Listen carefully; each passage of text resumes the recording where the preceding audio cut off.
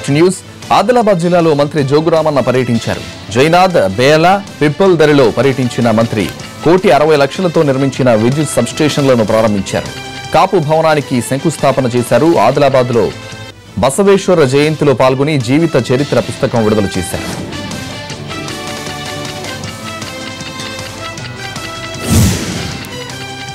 బ్యాంకర్లు సహకరిస్తేనే ప్రభుత్వ లక్ష్యాలు పూర్తి అవుతాయని, పేదవారికి న్యాయం జరుగుతుందన్నారు రాష్ట్ర పౌర సరఫరాల మంత్రి పత్తిపాటి పుల్లారావు.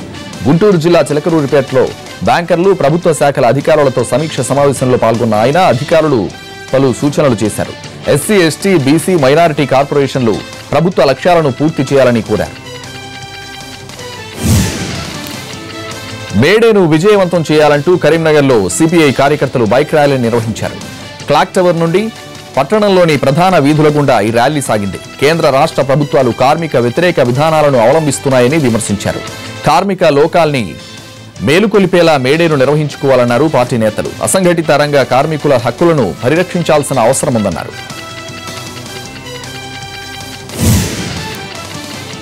కరీంనగర్ మండలం తీగలగుట్టపల్లిలో నూతనంగా నిర్మించిన భవానీ ఆలయంలో విగ్రహ ప్రతిష్ఠ కార్యక్రమంలో పాల్గొన్నారు ఎంపీ కవిత.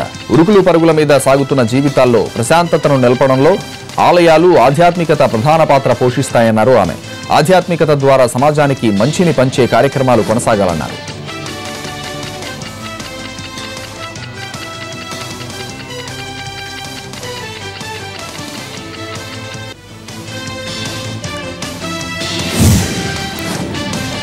మిర్చి రైతుల కష్టాలు సీఎం కేసీఆర్ కు కనబడడం లేదా అని ప్రశ్నించారు కాంగ్రెస్ నేత డీకే అరుణ.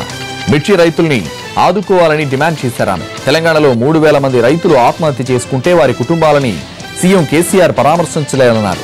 ఓయూ శతాబ్ది ఉత్సవాల్లో సీఎం కేసీఆర్ మాట్లాడకపోవడాన్ని ఎద్దేవా చేశారు డీకే అరుణ.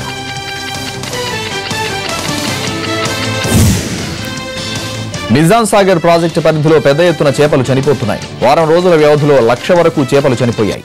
అధిక ఎండల వల్లే ఇలా జరిగి ఉండొచ్చని అధికారులు చెబుతున్నారు. చేపలు చనిపోవడానికి కారణాలు తెలుసుకునేందుకు శాంపిల్స్ ను కాకినాడ ల్యాబ్ కు పంపారు మత్స్యశాఖ అధికారులు.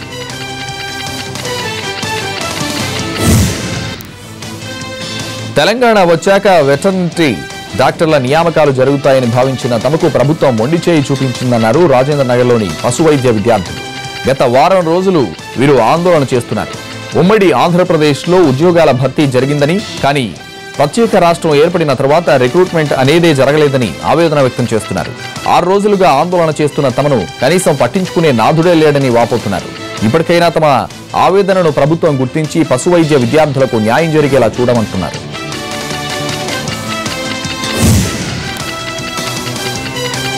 దేశానికి సేవ చేసి వీరమరణం పొందిన జవాన్ బొట్ట వెంకటరమణ అంత్యక్రియలు విశాఖలో అధికారిక లాంఛనాలతో జరిగాయి. విశాఖపట్నం అసపువానిపాలెం నుంచి వెంకటరమణ మృతదేహాన్ని శ్మశాన వాటికకు తీసుకువెళ్లి ఖననం చేశారు. జిల్లా కలెక్టర్ ప్రవీణ్ కుమార్ తో పాటు సైన్యాధికారులు నివాళులర్పించారు. జమ్మూ కాశ్మీర్లో జరిగిన ఉగ్రదాడిలో వెంకటరమణ అసూలు బాశాడు.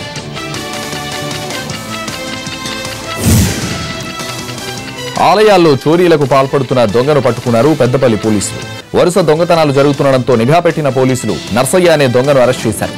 20కి పైగా చోరీలకు పాల్పడినట్టు విచారణలో తేలింది. బంగారం, వెండితో పాటు నగదును స్వాధీనం చేసుకున్నారు.